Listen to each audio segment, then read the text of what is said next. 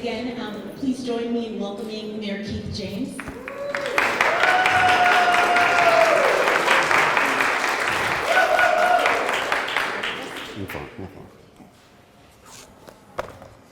Good evening, everyone.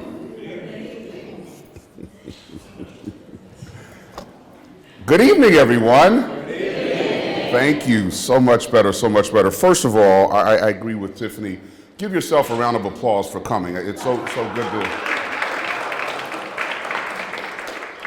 You know, these meetings, town halls, are really kind of the foundation of democracy, if you think about it, where you're taking time out of your very busy schedules at the end of a long day and coming to sit and listen and to be informed and ask questions. So I truly appreciate your being here. Before I go any further, however, let me introduce, I thought I saw Commissioner Warren. There she is. There's Commissioner Warren from District 2, everyone. Thank you.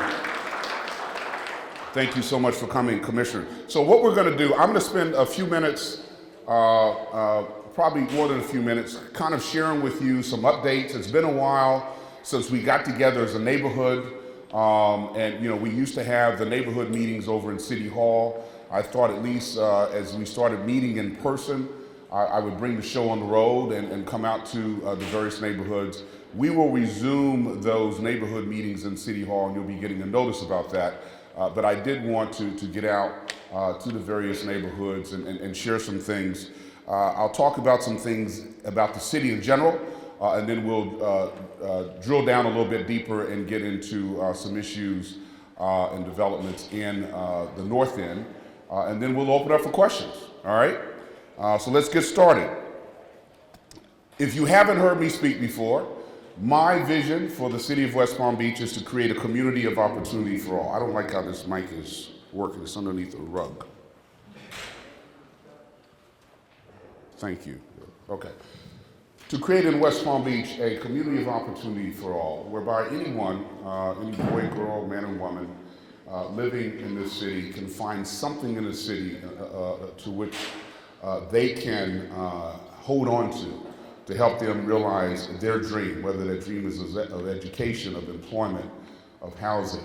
I know it's aspirational, ladies and gentlemen, but it is something that is my North Star and my staff's North Star as we work to make the city a better place in which to work, play, and live. Let me give you a few statistics. As you may have noticed, I don't know if you've read a newspaper, seen a TV news show lately, but West Palm Beach is on the move. Newsflash. We're growing tremendously.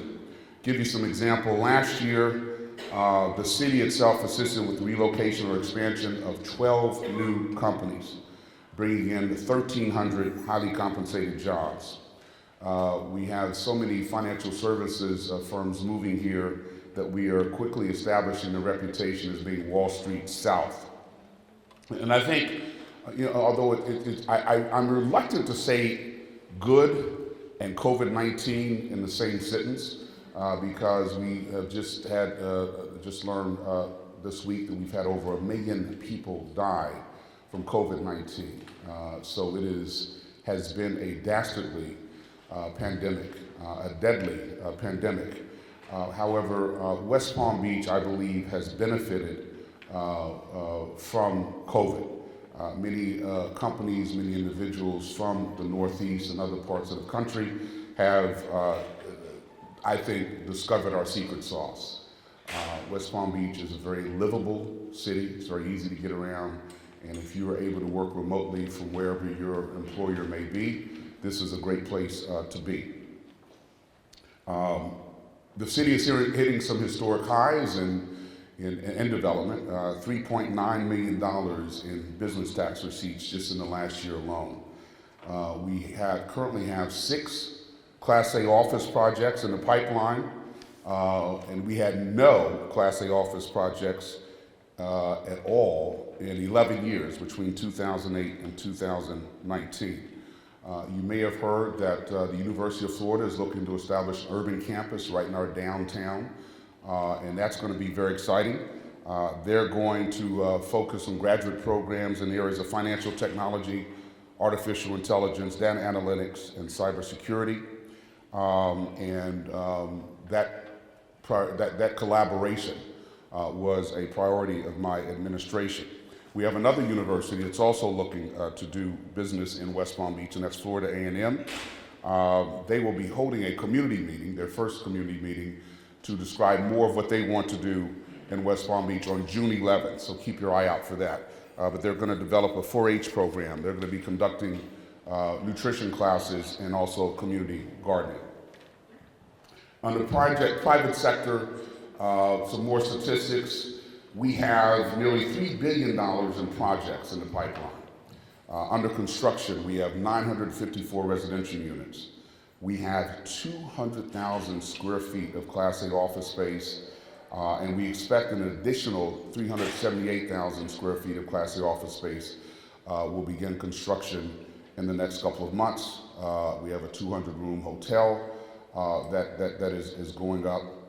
More than 700 residential units are currently obtaining building permits, and more are coming with the Nora district and the changes being planned at the square. I did see Commissioner Ward just walk in. Give her a round of applause. Kathleen, thank you for coming. Your district commissioner. Even downtown, we have a number of residences. We have residences that are affordable, that are market rate, and even for seniors. We've got the Grand, which is going up between 2nd and 3rd Street in Rosemary and Sapodilla. We have Flagler Station, Northeast, which is on the northeast corner of Banyan Boulevard and Dixie. The Watermark, which is the north side of Datura, between Dixie Highway and Olive Avenue. And then we have One West Palm, which is Jeff Green's building on Quadrill Boulevard, between 4th and 5th. Couple of projects that are starting construction or currently under permit review. One Flagler, which will be right at Flagler in Lakeview. That's going to be 278,000 square feet of Class A office space. Brand Atlantic, which is at the southwest corner of Banyan Boulevard and Olive Avenue. 350 Australian is going up. And the Cielo, which is at Dixie Highway between Eucalyptus and A Street. Some more projects that were recently approved that will start soon. 524 Datura, which is a 132-room hotel right across from the Brightline train station. That will also include 180 residential units. West Palm Point, which is going up on the old tent site. That's 430,000 square feet of Class A office space. And the Nora district, which will, the City Commission approved on February 7th of this year. That district will include, in its first phase, new restaurants, retail and office space, and in future years, the construction of a new residential building with units for families below 100% of AMI. This amount of investment is unprecedented, ladies and gentlemen, in our city's history. I tend to say that West Palm Beach hasn't seen this amount of activity since Flagler brought the railroads down here. It is going to be transformational. But going back to my vision for the city, which I articulated, making West Palm Beach a community of opportunity for all, it is very important to me that the benefits of this growth spread throughout our city. West Palm Beach has seen growth spurts before. Many of you have been down here for a long time. I'm sure you've seen it.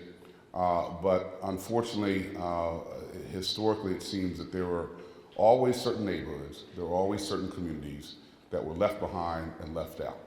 And I do not want that to happen during this phase of the city's history. And I understand that as the mayor of this city, it is my job to be intentional about ensuring that the benefits of this growth spread throughout the city. And that's a message that I deliver to the various businesses that I talk to that are looking to move down here.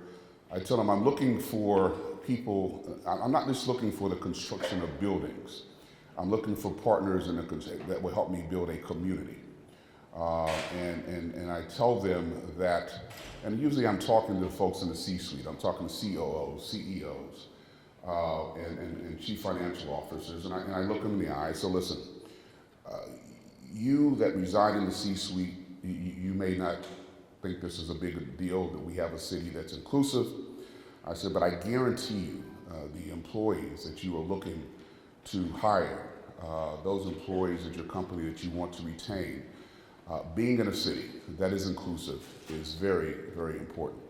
And inevitably I would see heads nod up and down. So it is my job, it is my commitment to do everything I can. It's my North Star to make sure that this growth, all this growth, this transformational growth that we're experiencing is indeed inclusive. Let's talk about public safety. I believe that public safety is job one. Job 1A is creating a city with a positive, vibrant quality of life, but at the top of that list is public safety. In 2021, our rate for crimes against persons dropped 16% from the preceding year and was the lowest reported rate in 20 years. Last year, there were 21 murders in the city, which is 21 too many as far as I'm concerned, but that number was down 22% from 2018. So we are moving in the right direction. And again, any murder is one too many in our city. So we're continuing. And I think it goes back to what I was saying before about making West Palm Beach inclusive, because as we invest in some of the underserved neighborhoods, as we invest in those who are voiceless and hopeless, it will return dividends to our city. On the public safety front, last year, the West Palm Beach Fire Department responded to 30,000 calls, which is a record for them. I'm happy to say that under my administration, in the last budget year, we signed historic agreements with all 4 of the city's labor unions, including police and fire. We provided for raises that would make them more competitive with some of their counterparts in other parts of the county. I'm very proud that we did that, because I believe West Palm Beach, as the capital city of Palm Beach County, should be the leader when it comes to the quality of services that we provide, including public safety, our police and fire. And we wanted to reward them and make them competitive as we move ahead. In the North End, the West Palm Beach Police Department employs a variety of tools to help combat crime, including but not limited to unmarked vehicles, plainclothes officers, using technology as a force multiplier for monitoring activity. And listen, I know that in this part of the city, crime is a concern and continues to be a concern. And I hear you, and our police department hears you, and we continue to work to provide you with as crime-free of an environment as we possibly can, and it continues to be a challenge. Officer Archer, officer, hold up your hand so folks can see you. He is the community officer. Give him a hand, ladies and gentlemen.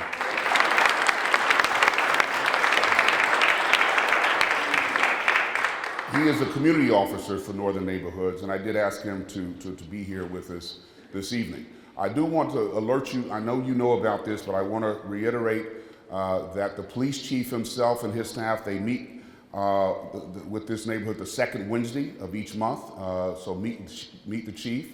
And I think that's very important that he is coming out to the community so you can ask him directly about different issues, different concerns, different observations that you have in your community. So the second Wednesday of every month. And we also heard you, some question our crime statistics. So we are working on tweaking those so we have a more uniform system of presenting the statistics, but we're not fudging the numbers, ladies and gentlemen. Another key issue is transportation and traffic. And we are constantly prioritizing and looking for ways in which to more efficiently and safely move people. It's about moving people and not cars. And we hired a new traffic engineer, Javier Falcone. Javier, I thought I saw him here. There he is. That's our new traffic. Thank you for coming, Javier. we stole him away from Miami, and it was difficult. I had to, put a lasso on him and drag him up here. I'm only kidding to anybody who may think that's true. No, we're very delighted to have Javier.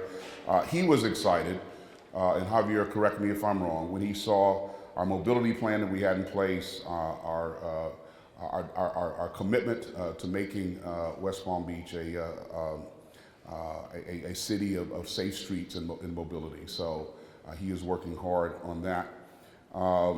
We are continue to execute the mobility plan to implement transit best practices for bicyclists, pedestrians, and motorists. And that plan is constantly being updated. We recently joined with Brightline to reestablish a bike share program here in the city. We have our trolley systems which we're looking at. We're conducting a review of that to improve mobility and efficiencies in the city. And so we're looking at everything with the trolley system, including routes, the number of trolley cars needed, and also what powers our trolley cars. I'm hoping that we could find money from this latest infrastructure bill to make our trolleys electric. And so keep an eye on that. That's really a goal of mine. We also prioritize safety in our city. We have a Vision Zero program, and what that means is that we remain committed to having zero fatalities in our city through education, enforcement, and engineering to reduce fatalities and serious injuries on our roads.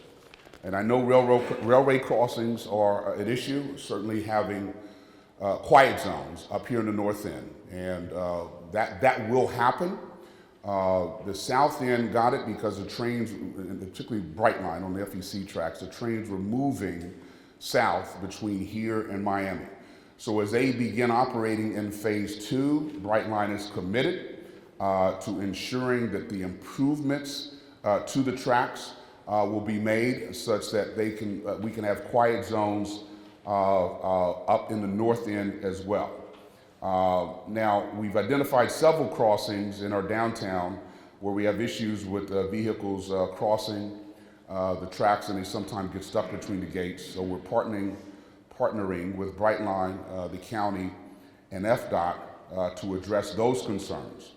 I will point out, however, that it is a federal requirement that the gates be down when near a train, even if stopped in the station. So even if a train is stopped, the gates have to come down. There are a number of concerns about railway safety, particularly with Brightline. You've seen the headlines with people and cars being hit. A lot of that is driver error. But Brightline is continuing to work, and we're continuing to work with the FRA, the Federal Railroad Administration, on and seeing if we can even make the railway crossings even more safe. And the best time frame that we are giving is after Brightline is scheduled to begin moving north, which is probably about a year from now, in February 2023. We will see those improvements start coming in place. I am also trying to present to a community meeting a representative of the Treasure Coast who will give a more detailed update on the status of the quiet zones, and we'll do that probably at a Mayor Commission workshop, so you'll get notice of that. On the traffic issue, I know speeding is a concern. Speeding is a concern throughout the city. I won't blame it on all the New Yorkers who have recently relocated here. I'm not going to say that. But our traffic engineer is working with the West Palm Beach Police Department to identify and execute some traffic calming improvements throughout our city. Another major issue, the one thing I'm passionate about, and I've talked about this before, is ensuring that all of this growth is inclusive. The one thing that keeps me up at night as mayor is the affordability of housing in our city. We are, to a great degree, a victim of our own success. The prices of housing is simply, it's economics 101. When demand exceeds supply, the prices go up. And then this is something that's been on my radar even prior to COVID. In my first State of the City address in January 2019, I announced at that time an initiative, a 303 initiative, which is to build 300 units of workforce housing in 3 years. Well, we blew right through that, and we're in excess of 500. So at my last State of the City address in February this year, I announced a 503, and I'm sorry, 603. So we're about 94% of the way there. And I know you're looking at me and say, Mayor, 600 units of affordable housing, that's only a drop in the bucket. And you're absolutely right. But we have to start somewhere. And so the city has also passed, with the support of my partners on the dais, some incentive programs. So as developers are looking for more height in different parts of their city, there's a commitment on their part to provide us with workforce and affordable housing. You know, I hesitate to use the term affordable housing. It isn't affordable housing that you traditionally think of.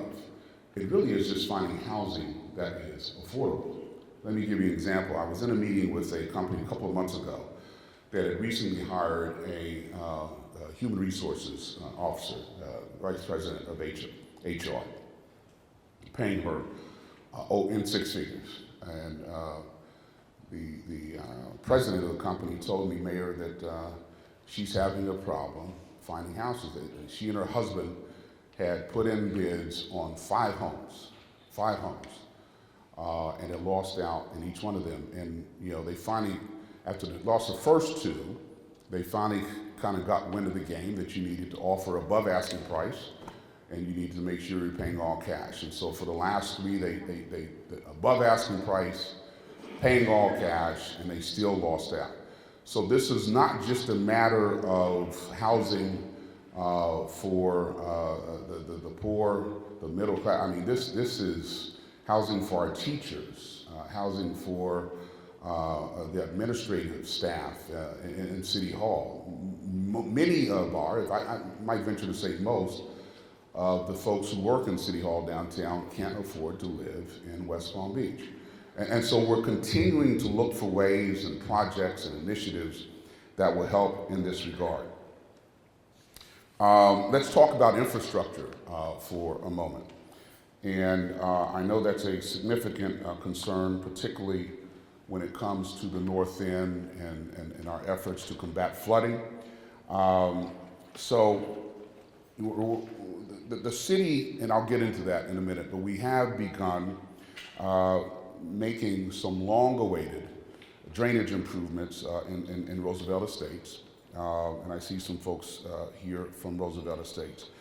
But it's also important that we as a city continue to harden our resiliency. Climate change is real.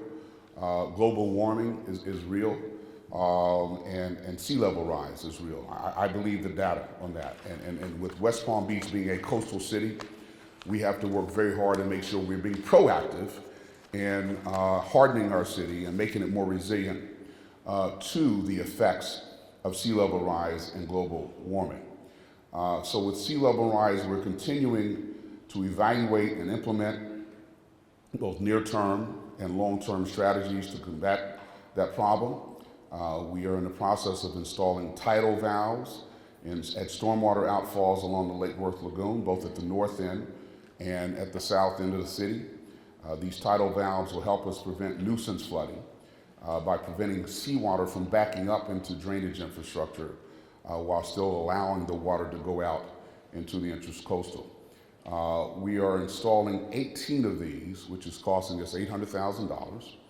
And we intend to install an additional 25 tidal valves, which will cost another $2.5 million. So we are investing. It's not the sexiest investment that we make, but again, it affects quality of life, and so it is necessary. The quality of our water, and about a year ago, you all remember our battle with cyanotoxin. But notwithstanding that hiccup, I stand behind the statement that our water is some of the safest that you will find in the state of Florida, if not the nation. And in the wake of that cyanotoxin incident, which happened over last Memorial Day weekend, I appointed an expert panel, a panel of experts from throughout the nation to help us as a city to make sure we were doing everything we can to ensure that our water system was resilient against the effects of blue algae and cyanotoxin, et cetera. By the way, you should try saying that 10 times fast. Cyanotoxin, it's not easy. And I'd never heard of cyanotoxin until last Memorial Day. But there is no perfect city, ladies and gentlemen. I wish I could get up here and tell you that West Palm Beach is perfect. It is not. And I defy you to find any city in the United States that is perfect. But what is important for me as leader is that we learn lessons from incidents that happen. So it was very important to me that we take advantage, of the incident that happened last Memorial Day and make sure that we were tweaking our system, making modifications to our water purification system as best we can so that we would not have a repeat. And the recommendations of that expert panel are in the process of being implemented, and I'm very proud and I'm very optimistic, knock on wood, that we will get through this next summer without a repeat of what happened. So let's talk about some specific projects here in the North End, and then I will turn the mic over to you all. You can start asking questions. The reconstruction of Broadway. We're rethinking the reconstruction of Broadway to protect adjacent neighborhoods. So the new Broadway Reimagined project, that's what we're calling it, from 25th to 45th Street will maintain 2 lanes in each direction to provide for the same level of current vehicle capacity based on FDOT's requirements. Because it maintains capacity, the project should not influence any cut-throughs into adjacent neighborhoods other than potentially during the construction phase. But we will continue, and this is a pledge of mine, to give the neighborhood, communication is so key. It's key in any relationship, and my administration, city government, and you as residents, that's a relationship. And so it's very important for us to communicate to you any news about updates on construction progress. Now, the design work in conjunction with the work that FDOT is scheduled to do, we begin in 2023, and then we expect construction of the new Broadway to begin in late 2024 or early 2025. That project's going to be a $5 million project, which will improve pedestrian safety. We're going to add additional trees and lighting and some roadway improvements. We're also conducting a safety audit on North Flagler, and we're doing some traffic calming on Spruce between 50th and 52nd. And we're redoing Pinewood Avenue, the southern section of Pinewood. We're going to be initiating a planning effort with the TPA to make some major improvements to that street, including sidewalks, bike facilities, and repaving. We're seeking funding through the grant process, and we're sending out applications in 2022 and 2023. Now, we're optimistic. I'm sure you all have heard about the infrastructure bill. One of the things that I'm doing as mayor, and we're advertising for the position. I think I'll be doing some interviews in the upcoming weeks, is I wanted to have a grants, I hate to use the word czar in today's time, but a grants guru, quarterback, whatever. Anyway, a person that will report directly to me, who will be on top of all of these grant opportunities.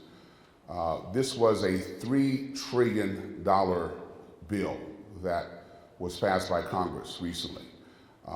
And I don't want West Palm Beach to miss out on any monies that are there. So to me, it was very important that rather than having existing staff who is inundated with work, try to not only monitor the grants, apply for the grants, and when the grants come in, I said, let's hire a person who their sole job will be to scour the various governmental sites which are talking about grants, whether it's transportation, whether it's infrastructure, whether it's cybersecurity.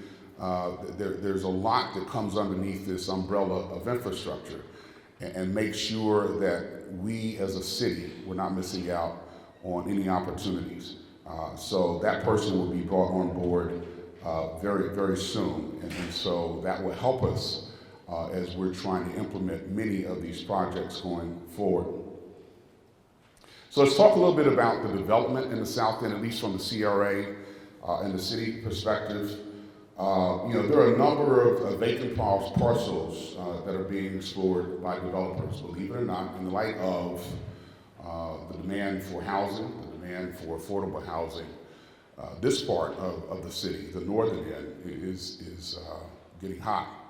And I don't know if anyone's been knocking on your door, if you've been getting letters in your mailbox about wanting to buy your property. But they are looking. So that many of the restrictions that are precluding development on Broadway can be addressed as we tweak, revise, amend the BMUD, or the Broadway Mixed Use District zoning regulations. We've hired a consultant to address these zoning regulations, which the CRA is going to pay for. And in addition, the CRA recently held a banker-broker event that highlighted potential development opportunities on Broadway. It's only a matter of time, ladies and gentlemen, before Broadway is transformed right before your very eyes. The CRA is also looking for opportunities to acquire property to help develop, signature projects on Broadway, which will attract some related development, not related to company, but affiliate, okay. Sister, brother kind of developments to follow up on that. But we're hoping that will spur additional investment along the corridor. There's an Arts on Broadway project that's been discussed for years. We heard that just last week that the developer has received their gap funding for that, and they have until June 30th, by the close of business on June 30th, to close that deal. And I've told staff, I said, no more extensions. If at 6 p.m. on June 30th they haven't been able to close, then we're going to look at all the other alternatives. Let's also talk about some of the services that we're trying to do in the North End. Right across the street, I'm sure you saw it as you drove in, we have the new Eva Mac Community Hub, which is now under construction. That will connect people to life-changing programs and services. It's going to house a few nonprofits there, and it should be a hub for services going forward. Under the Parks Bond, which you all approved a few years ago, 32 parks are seeing upgrades and enhancements, including Coleman Park. New gym is going up there. Here at Gaines Park, we're renovating the community center. Fogelman Park, we're improving pathways and making repairs, and we're resurfacing the courts at the Bloom Park. Again, on the Quality of Life Initiative, under my administration, we started something called Operation Clean Streets, and this is designed to combat illegal dumping, but we wanted to do it in a very strategic, comprehensive way, rather than a haphazard, hopefully catch them when we can. So we have enhanced we've enhanced our ability to have eyes in certain neighborhoods, and that's all I'll say. But as a result of Operation Clean Streets, since 2019, we've arrested 9 people for illegal dumping, and we have cleaned up 178,000 pounds of illegally dumped material. That's almost that's over 8 tons. And you know, it's just amazing to me that folks would feel that this part of our city, that it's okay just to come here and dump stuff. And so we're trying to change that paradigm. So as we arrest people, hopefully the word will get out to those who might be so inclined that you are taking a big risk if you want to illegally dump at the north end of our city. And then I will end with, in this part of the presentation, with what we are doing as a city to make us more responsive. A priority of mine when I came into office was to create a culture of community service in the city. At the end of the day, we as city employees, we as a city administration, we serve you, the public. And so we need to take our obligation to provide quality customer service very seriously. So one of the things I did was to have my staff look at ways in which we could revamp our 822 system, which simply was not working. I'm sure any of you who have used 822 would attest to that. So we're currently in the process of beta testing a new software that will help us to not only respond more efficiently, but also keep track of inquiries when they come in. And then we will be able to have a dashboard which shows us which departments are being contacted more frequently, what questions are being asked more frequently, so then we can make sure that our internal operations are tweaked or adjusted accordingly. It's going to be called WPB-TV, and you will be able to access the city not just by calling 822, but you can access it through the website, and there will also be an app. There's an app for that. We're going to make an app for that, whereby if you have a question or concern, you can access the city, get it into the system, and we will have people get back to you promptly. Even if we don't have the answer for you then, you'll at least hear from the city so that there'll be acknowledgement that the request was made, that we did receive your request, and then we will certainly stay on top of it to make sure that you get the information you need. So I know that was a mouthful, but I did, and if I went through it too fast, I apologize. But we've got a lot of things have happened in the past couple of years since we last met in person.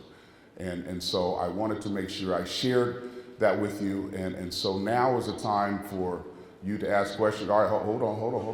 All right, so we're going to ask you to line up in the middle of the aisle, and we're going to bring this mic out to you, and then we can have, All right, I'm going to have to talk loud. We only have one mic. But I do have some staff here. I've got my police officers in back. I got Javier. I got one assistant city administrator, Armando, so we'll try to get you some answers.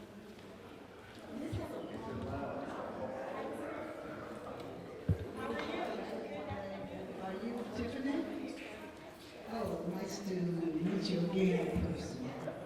But Mayor, I want to thank you for the hard work that you have truly been doing since you've been our mayor. Thank you. In the city of West Palm Beach. Thank you. You've addressed a lot of issues that the Roosevelt Estates neighborhood has brought to you, and I want to thank you for that. Yes, ma'am. But there's one thing that I'm here to say, and that is, I know the city is on the move. However, there are ambiguous terms about workforce housing. And I want to say that I don't want to see African Americans and Black people displaced out of their predominantly areas where they've lived all their lives by structures that may be being built in the neighborhoods where they have predominantly lived, where they are not able to return to their neighborhoods due to the high cost of these apartments that are being built in our neighborhoods. So that's one of the very big concerns that I have, and I've been here all my life, and I will soon be 80 years old. And trust me, I will be a gatekeeper of this neighborhood, of the African American neighborhood, as long as I live. And I do not intend to see the black people that have lived here and contributed historically to this community put out, displaced, because they cannot afford to live here anymore, okay? That's my big thing I want you to know. Thank you, Ms. Nelson. Let me have that. And thank you, Ms. Nelson. And let me tell you, that's one of my big objectives as well. And I made it very clear to my team that I am anti-gentrification. So that's not going to happen under my watch. As we monitor the projects that are going up, and that's going to be part of the restructuring of the BMUD zoning regulations. We want to ensure that the legacy residents, those folks who have been here, will have an opportunity to continue to live here. So we're watching that very closely. So I share that with you. Mayor, can I add one thing to that? Absolutely. You need a mic? When housing is mentioned, even though I don't have housing anymore, it's a fact. Stand up. So now. Go ahead and talk in the mic because I don't think they're hearing you in the back. And identify yourself. Armando Khan, Assistant City Administrator. Housing is a long-time passion of mine. So not only do I want to echo the mayor's comments about making sure that the folks who are living in affordability now can maintain affordability in the future, but one of the biggest things we're also doing in the city that you don't see in other places is we're trying to create opportunities for people to live where there are more opportunities. So like in downtown, we're creating more affordable workforce housing within downtown than has ever been created in the history of this city. So that folks who work in downtown can also live in downtown, regardless of your income level. So it's a two-way thing. It's not avoiding gentrification, but it's also creating opportunities in other areas of the city that were never open before. Thank you. Thank you, Armando. Hi, actually, could you say your name and your neighborhood? Thank you. Hi, I'm Mary Therese Dellett, 328th Street. Well, of course, it's West Palm Beach neighborhood, Northwood Shores. I've got 4 things. I was so eager to talk to you. I came here last week. They did the meeting this week, so I'm glad I get the opportunity to talk now. First of all, potholes on Flagler Drive from 36th Street all the way down to So-So. I've called the city many times, and everybody's just sick and tired of the potholes. And they keep saying, well, the last time they were repaid, the material didn't work out well. So what? Fix it. It's just really aggravating. I mean, potholes is the mayor's dilemma, but it really needs to be taken care of. Secondly, the homeless in Curry Park. Where are the social workers? I don't see them, and I really feel sorry for these people, and I hope that you will do more for the homeless in Curry Park. Thirdly, code enforcement. I've got a group home across the street from me, an unpainted house, multiple males, single males, girlfriends showing up on a weekend. I can't call to get code enforcement because, first of all, it's weekends, and secondly, because now there's a state law that you have to be identified who makes the complaint, and I don't want to be identified. I'm a single woman. I don't feel comfortable being identified. And finally, you promised in your first campaign for not governor yet, but for mayor. No. Neighborhoods first. That was part of your campaign. Well, guess what? It's not neighborhoods first. In Northwood Shores, we get nothing but, please, at least from our president of the Neighborhood Association, there is a variance going up. I just got a request from our president that there was a building that, a developer who wants to triple the height, and that is like 500 feet from my house. Triple the height from 50 feet to 163 feet. And that's just not right. That's not taking care of the neighborhood. So I'm just really tired of all the variances that are going on because it's not helping the neighborhoods. It's actually going to displace the neighborhoods. There was a letter to the editor last week in the Post saying, probably the man's here tonight, that he is going to be displaced because there's, that's what's happening. And the lady just before me, talking about being, displaced and gentrification going on. We like our neighborhood, we want to stay there, but we can't when all this is going on. Thank you. Right, hold on. All right, thank you. With respect to code enforcement, can you speak to the officer in the back? Code enforcement is now under our police department, so if you just kind of mention what the issues are, give them the address, don't worry about giving your name. They can probably take it from there. So they're in the back there. With respect to the potholes, yes, we are aware of the potholes. It's on our to-do list. I know it's probably not happening as quick as you want. We are looking to repave South Flagler. In fact, I know we have money allocated to that. I don't know quite where that project is. And we also have some repaving of North Flagler, which I think I talked about earlier. So we're working on that. As to the variances, because an application is filed doesn't mean an application is approved. So yeah, there are a lot of people trying to get variances, and that's just part of the process. We can't deny them the right to apply for it. It does not mean, however, the variances will be approved. So we will that's just part of the political process. When you get the notice that there's been a variance application filed, that's the time to certainly let your elected officials know that that's something that you oppose. And what was the fourth? Homeless in Curry Park, and thank you. We have, and I think there was a community meeting a few weeks ago where we were talking about the redesign of Curry Park. So we are working on that. The best way to deal with homelessness in the park is to activate the park. As we get more people who are using that park, the homeless don't want to be there. Now, homelessness it's not a West Palm Beach problem. It's not a Palm Beach County problem. It's not a state of Florida. It is a national problem. And I wish there was a magic wand that I could wave that would just cure the homeless issue. I can't, and again, that's one of those things that we have to peck away at. As we are looking to get more units of workforce and affordable housing, hopefully that will help. But it's going to require the entire county effort, because even if our police want to move someone away from private property, anti-trespass, a homeless person, they can't do it unless they know that there is a bed for that. And this is court law. This is not a city regulation. It is something that the courts have mandated. You can't just simply arrest your way out of the homeless situation.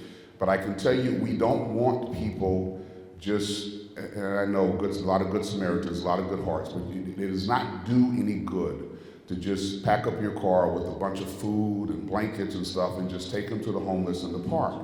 Because if the homeless become comfortable in the park, it adversely affects the quality of life and the ability of folks like yourselves who want to use that park for recreation and enjoyment. My wife is a runner. I used to be a runner, by the way. But anyway. And so she has run in certain parts of our city, and she's seen some things which you wouldn't want to see that were done and left behind by homeless persons. So we do have, and I think we probably have done more than any other city. We have, 3 homeless ambassadors, 4 employees, full-time employees, and their job is to go out and interact with the homeless where they are. I mean, whether it's Curry Park, whether it's down by our waterfront, whether it's the South End, people are homeless for different reasons. They're homeless because there may be mental health issues, there may be substance abuse issues, maybe alcoholism, or it could be the folks that just hit up on a bad time. So it's important. You can't just bundle them all into one group and there's no one solution fits all. So it's important for us as a city to understand what the needs are of the homeless so we could try to match them with services. So we have 4 people. Their job is to go to the various areas and interact. And some of them have been homeless themselves. So they interact with the homeless to try to understand what the needs of the homeless are so that we can match them with the various services. So we're not ignorant, we're not ignoring the needs of the homeless people, but there's a way to do it, and the way to do it is not to just take a bunch of food and blankets to the park and let them hang out there. I was in D.C. about 3 weeks ago. In downtown D.C., blocks from the White House, you have tent encampments, and I don't want that in our city. So we'll continue to try to address that challenge. Thank you.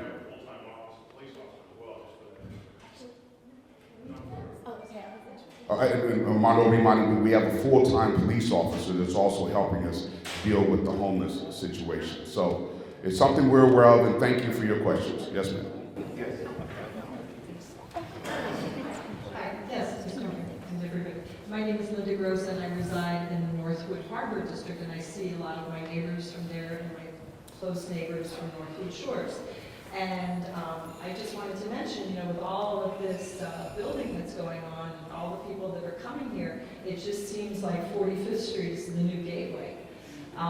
It is. And I'm very excited about what the mayor spoke about, what we spoke about on Spruce, on those, streetscape improvements from 50th on. That is my neighborhood. But it just seems to me like it would be a wonderful idea to revamp the 45th Street entryway and all of those streets, including Spruce. They are badly broken with potholes. I also, the sidewalks are broken. I think people can get hurt there. I mean, there is a lot of, I think, sprucing up, if you'll pardon me, in that area, that I think would go hand in hand with the kind of development that we are starting to get. It's, I came here 6 years ago from Miami because I couldn't take what was going on there, and I wanted something quieter. I wanted an easier way of life. And I really don't want to see that disrupted too much. Needless to say, progress is what it is, and things are going to happen because people are going to keep coming here because we have this beautiful gem, this beautiful oasis here. We have twice the land of Miami and Fort Lauderdale with virtually half the population. It's a no-brainer. So of course they're going to come here. But the problem for Mr. Mayor and the people like yourself that work here are to help make that as easy a transformation, as a better transformation as possible. But I cannot stress enough how important it is. I've bought 2 properties since I've been here in 6 years. I'm invested, I love it, but we all need better infrastructure. Piggybacking on what you said. You want to make it all-inclusive. To me, that means that when I ride my bicycle on Spruce from 56 to go see the former mayor's home, which was just on display for that beautiful, the Boys and Girls Club, and it was the designer home. That is 17 blocks from where I live, and the difference riding over is like coming from a war zone. And the same difference coming from the south to that part. It's a war zone. People have asked me that came to visit that home from Delray, how do people live here? It's just so different. It's so vastly different from block to block. Well, I put it to you all that coming from Miami, and as Mr. Mayor was referencing, Broadway is going to change. I can tell you 30 years ago that Biscayne Boulevard was Broadway. I've lived on it. I lived on the side of Miami Beach. I sold a home there, and I moved over to the Miami side because it started to develop. And that's what's happening here. So I'm a big believer in build it and they will come. But you must give people the infrastructure and the services that they need, and there is a dire need. So I hope we can have on the 45th Street area and tag that along to what's going to happen on 50th Street. And wouldn't those impact fees help, Mr. Mayor? The impact fees of all the developers? The ones that we're giving the county? We don't get to keep those. No. That's very No. You can contact your commissioner. I will contact you and you tell me what to Right, do. right, because right. We need to get a piece of that. Thank you. Now, let's try to get questions up here, but I appreciate the comments. So, okay, well, thank you very much. The one thing I did want to ask, and I usually ask this before I get started, tell me how many of you have been here over 10 years, have lived in West Palm Beach over 10 years? Vast majority. How many of you have been here less than 5 years? Okay, that's still a good number. How many have been here less than 2? Okay, so the majority have been here over 10 years. Okay, that's fine. I just want to know who the audience is. Okay, yeah. He's got a microphone.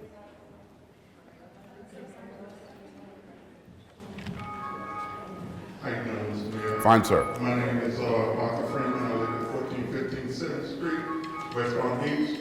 My question to you, I noticed I saw you riding a bike on in downtown West Palm Beach.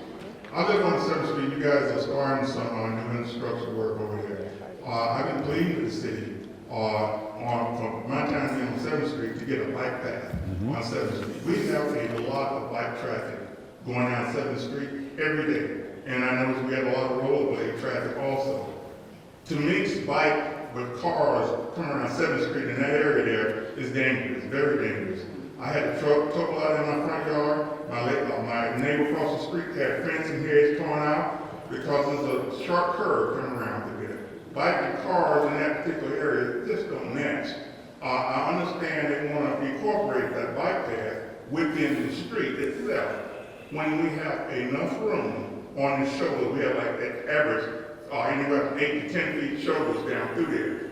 We can incorporate a piece of that and still have green space and put a bike path there also. The other question is, with the infrastructure work, and I asked this question, they're doing down through there, they're gonna line the sewer lines, and they're gonna do some work for the storm drain.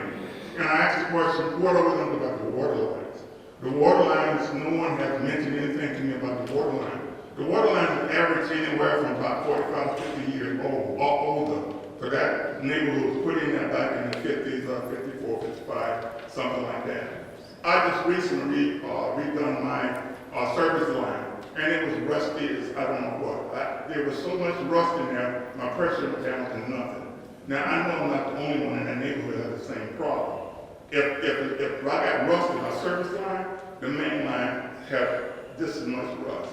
And I think it needs to be addressed because we are getting more off that rusty material within that line. And those are either cast iron or double line, one of the other one. And I really hope they're not the other one with the, I don't mention that. But thank you, sir. No. Thank you. Armando, can you speak to how frequently we inspect those water lines throughout this? We have a program for inspection, correct? And Yes, the specific ones that he mentioned, both the water and wastewater lines are being assessed. I think most of it has been assessed already, and where needed replacements are going to be done, or lining of those lines. So I can get you I'll get you the report to make sure you have the information of what the assessment says. Yeah, I did talk to the city engineer, and he told me there wasn't any work going to be done to the water line. That's why I brought the question up. I know they're going to line the sewer line, and they're going to do some work to the existing drainage. But when I asked the question about the water line, they said there was nothing going to be done with the water line. Yeah, they were assessed, so I'll get you that information. Okay. can you, and make sure we have his email address so we can respond to him. And the other question he asked was about bike lanes. Javier, did you hear his concern? Maybe you could look at those designs on 7th Street and make sure you talk to this gentleman here and see if there's anything we can do about the redesign. Do you want to, if you want us to talk, come up here. And we got about 10 more minutes for questions, so. No, I wouldn't question you, just. Just on that question, so recently the city applied for a huge grant. We can't hear you, talk it up, yeah. Okay, so Yeah. recently the city applied for a huge grant in that neighborhood, the Rosewood Estates neighborhood. And that's very comprehensive, so includes roads, streets, and including also some bike paths. So we can definitely assess the level of the bike paths that we're including in the grant. But if that grant is awarded by August, we have a great chance of actually implementing some of the ideas that you have. Okay, all right, thank you.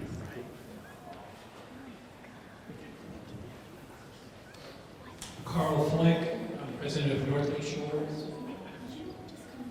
I'm trying to figure out where to stand. Okay, good. So everybody can see. Okay, You asking thank you. a question or Yes. giving a lecture? We'll try to stay away from the lecture. All right, okay, all right. So, two issues. One is the vacation rental issue. I've written you about this. we have whole neighborhood streets that, like in Old Northwood, Northwood Shores, we have on 29th Street, almost the whole side of the street is vacation rentals.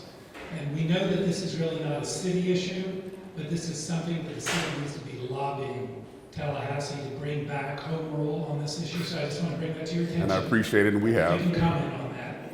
The second thing is, and I'm a broken record on this, is we know that you are dealing with the flooding issue on North Flagler Drive.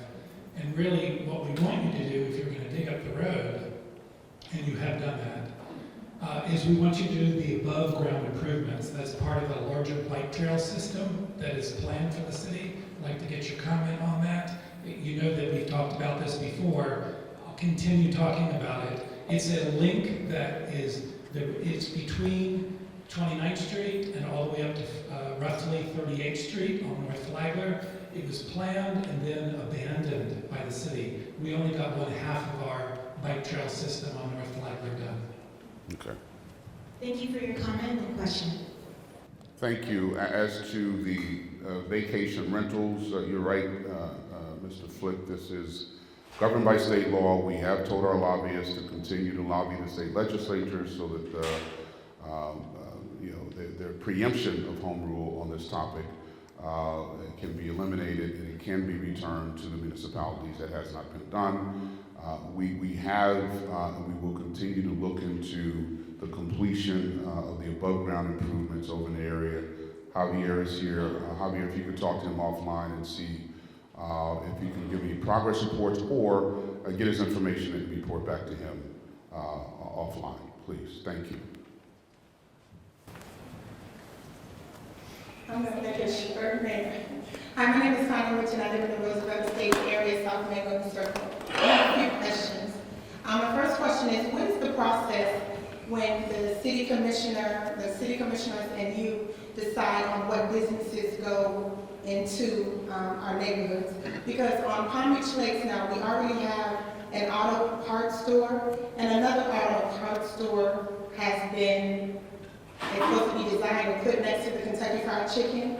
So my thing is, why are we having two, and how do we as... Okay, you said you had two more questions. What do you want to... Well, no, because unfortunately, the city itself does not dictate what businesses go into private property.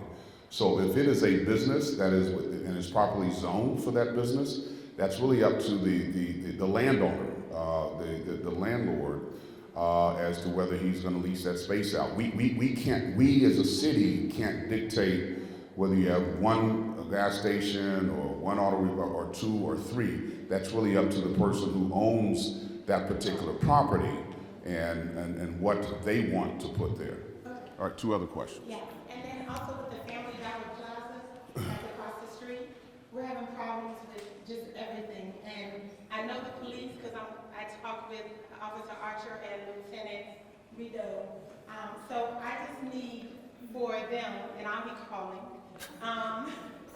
to know what can we do as a neighborhood, because it is part of our neighborhood.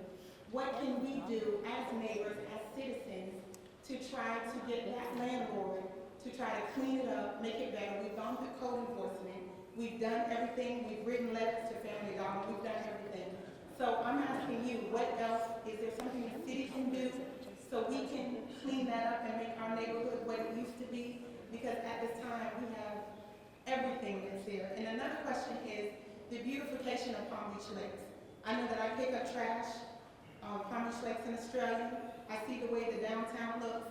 So my question is, what is it that we can do to give the lights and the flowers and everything to Palm Beach Lakes? Because Palm Beach Lakes is also a gateway to the downtown area as well. So I'm from here. This is home to me. So I want to know, what can we do to make, or who do I need to speak with to make that Palm Beach Lakes what we really need for it to be? Oh, and also, I want to make sure that we have some more of these town hall meetings soon. So, thank you.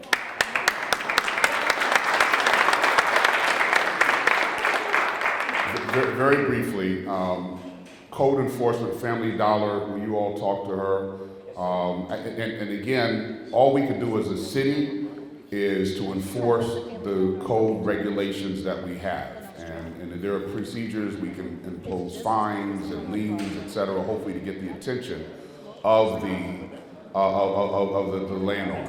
Secondly, on the, what was the second page? Palm Beach Lakes, that's a county road, right?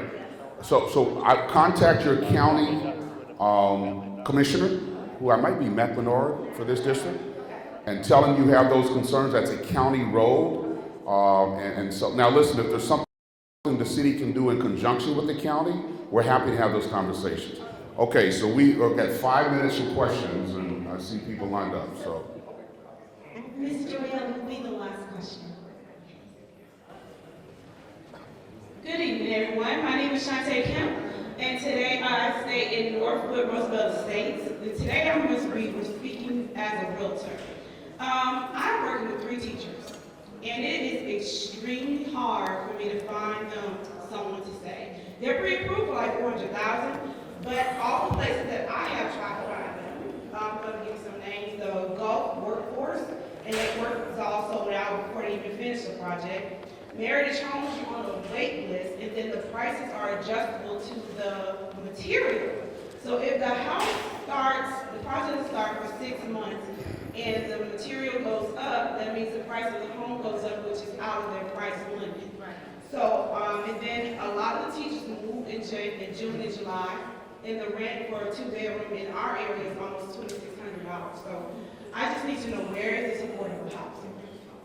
I'll give you my business card. Thank you. Okay, go ahead. Mr. Mayor, I'm Mark Robinson. I actually moved here 20 years ago from Warrior Farm. Was skeptical about West Palm, moved here, fell in love with it. Still am in love with it. Now I currently live at 34th and 27th. And there are, as you know, all the traffic and this. We also know the speeding in the city, in my opinion, is getting out of control. We, living on point 7, what we call it 0.7500. Evenings, I kid you not, and you all probably know, in Flagler, as we also know, we've seen these horrible accidents that happen at high speed, and we know we need traffic calming. In fact, I've already met with Tom here, we're talking about things. Okay. But it's a joint effort. It's not just traffic calming. We need enforcement, traffic enforcement, evenings and weekends. And the weekends, middle of the day, 50 miles an hour through the stop signs on point 7. All right. Sometimes it's cars abreast racing down, or passing cars that are going at the 30, it's a 25 mile an hour zone. So my question to you with the zero, Vision zero. Vision zero. how do you expect we can handle this? And not just my street and Flagler, but as I'm all over town. I'm downtown all the time. Love being down at Rosemary. They drag race there too. So what do you have in mind to help increase the enforcement after hours and on weekends? Thank you. Speeding has been an issue. I've talked about it with my police department. Deputy Chief Morris is back there. I'm not sure how many details he can give you as to their specific strategies, but they're aware of it. Deputy Chief, hold up your hand so that if you talk to that gentleman there, he can kind of give you some insight as to, it's on our radar, no pun intended. We got a big city, and so we're continuing to look at ways in which to minimize speeding, drag racing in our city. So, if you want to talk to the deputy chief, give him some more specifics about the locations, et cetera. It is not going unnoticed. Thank you.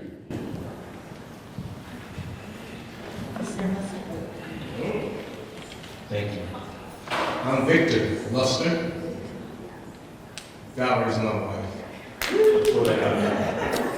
But anyway, I don't want to echo everything he said, but we have, I've been here almost 63 years, and I've seen Broadway change for the better. I don't see the problem with it now. I've seen Chandler change for the better. It's supposed to be. But they have a bad problem of people parking their cars there, and they're there all day, they want to play cards, or dominoes, or sell drugs, or just don't go home. But that street is also a problem street. I think they've taken it away from people like me, which is to go down there and get a barbecue sandwich or stop in the store and try to pay patronage to the people there on the street there because of the other troubles that they have there. And I'd like for the police department to push some of the rules that we already have. Right now with code enforcement, we got junk cars and stuff sitting on the streets. Not in people's yard, on their private property, covered up or hidden by hedges. They're right there in public view on our streets. People use our streets as the parking lot.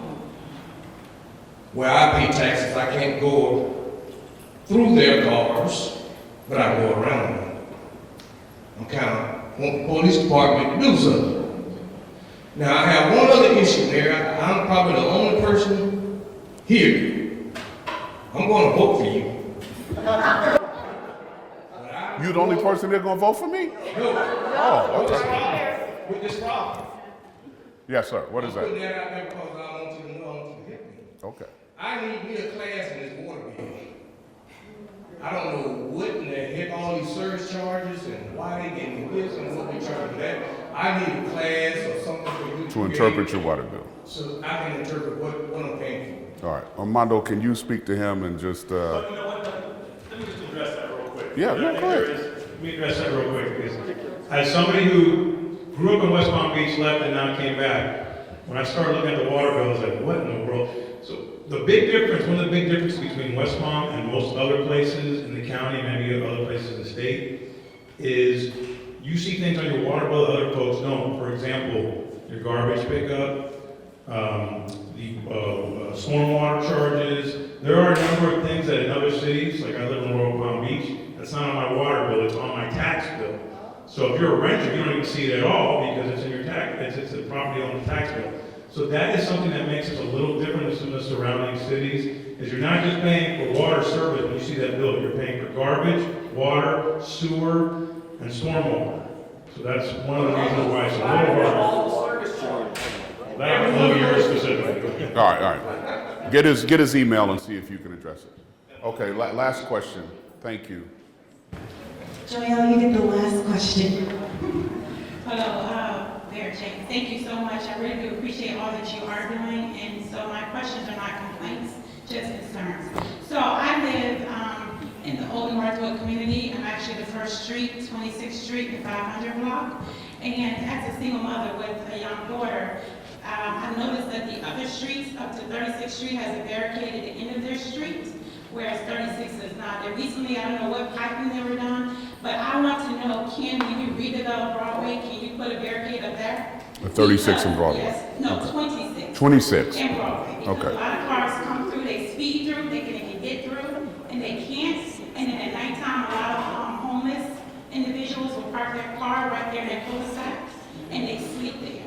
So, if that's possible. The second thing is a woman, I don't know if it's a rehab center or what it is, but I cannot park on my own street most often. It's all the way down because their employees or whoever's coming to visit park right in front of my home. I know it's not my street, I don't own it. I don't know if something can be done, so that is my question, if something can be done, because they have their business, should they be responsible for providing parking for their employees or workers that they're not allowed to park on the home?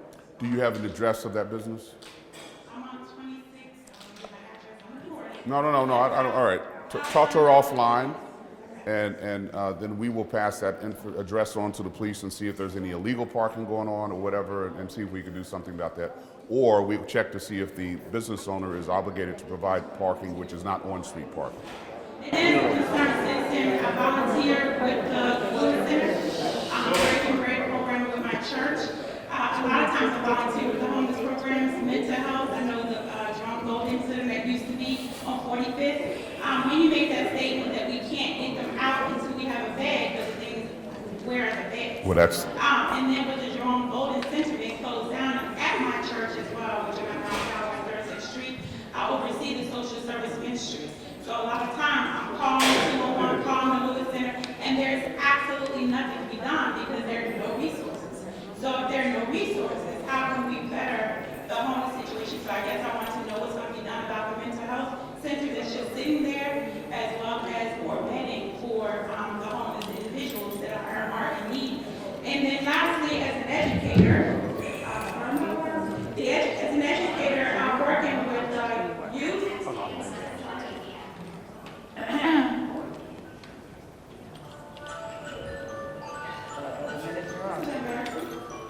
But anyway, as an educator working with youth, internships, a lot of times dealing with youth just kind of hanging out on the streets of Pinewood community, Old Northwood, Coleman Center. If there's a way for internships to exist with our youth in the city, if we can't get to them, perhaps coming to the community centers and also the Boys and Girls Club and the games park, wherever that might be, because if we train them and give them schools and equipment, I'm a graduation coach and educator. I'm willing to volunteer my services if there's an idea that's brought up. All right. Thank you very much. Thank you.